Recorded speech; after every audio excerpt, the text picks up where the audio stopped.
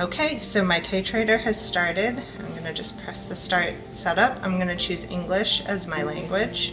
I'm going to set today's date. I'm going to select my date format, so I actually like month, day, year. Select my time. I can do it in 12 or 24 hour.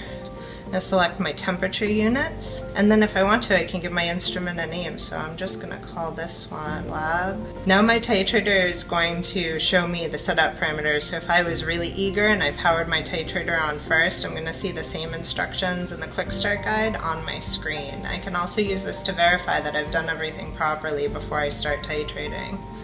I'm just going to go through and verify that everything's been done properly, that my burette is securely in place, that my reagent bottle holder, which I've moved to the back of the titrator for space, is positioned, that my ports, which are color-coded, have the right tubing connected to them, and that all my electrodes have been connected properly. Okay, I'm also going to verify that I have a 20 milliliter burette, and if I want to, I can save an installation date and use a maintenance reminder later.